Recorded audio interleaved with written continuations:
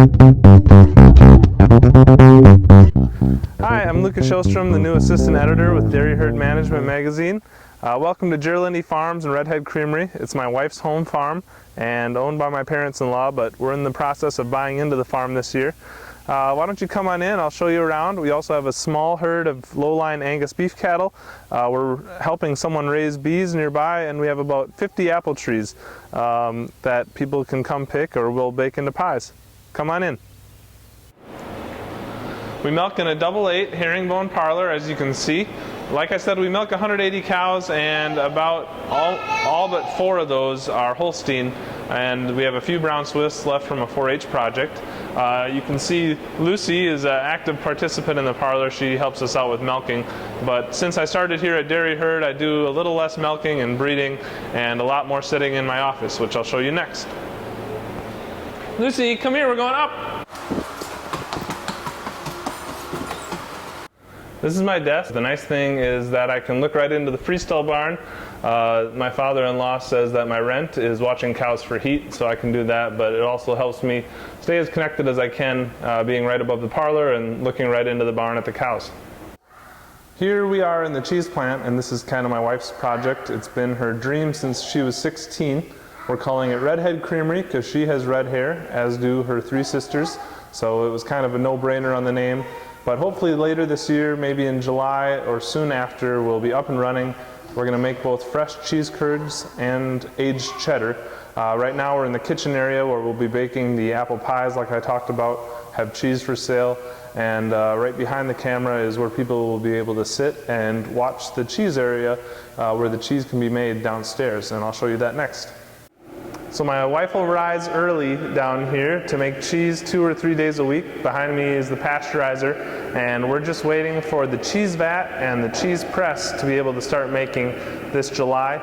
Downstairs here we also have 2 cave rooms where we can age 2 different types of cheese, a lab so we can do our testing to make sure the milk is good, a cooler to refrigerate any cheese that's ripened long enough and keep other ingredients cool, and a shipping room along with a bathroom and employee area so our employees can change. Important down here, since we are a farmstead plant, the sanitation of the facility is paramount. We need foamers at every entrance so that people's feet are sanitized as they come in. An additional feature that you can see through that door is where our milk line comes through. We actually built a tunnel underground, and the milk will gravity flow from the bulk tank down to the pasteurizer. Like I said, the raw milk will come through this tunnel downstairs. As you can see, we're still working on it, but also we're able to store many of our utilities in here to run the cheese plant and keep them out of the way. Here we are in the freestall barn. Like I said, we have 180 cows and 180 stalls in our freestall barn with a side barn addition that we have for our kind of fresh cows and treated cows or anybody who's a little bit slow on their feet. We feed once a day in here, and then we push up throughout the day. I milk mostly on weekends now, but also will breed the occasional cow and can help with any other chores on the farm when I have time between my work with Dairy Herd Management and my work also at the University of Minnesota, where I'm a graduate research assistant. I should be done with that program this winter. One thing we do here, and a lot of our area farms do the same thing, is we have a separator installed. So we take the manure solids and squeeze them out as best we can, and then we also dry them under a greenhouse for 7 days and keep them in this greenhouse so they get dry. During the summer it works as really good bedding. We're quite happy with it, but during the winter it can be wet and kind of inconsistent. So we're working on perfecting that still, but we're happy with the way the solids turn out on average for the year.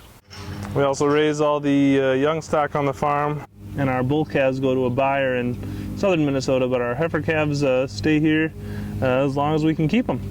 So that's the farm. My parents-in-law have been farming since 1979, and we hope to keep it going for a lot longer. Thanks for watching.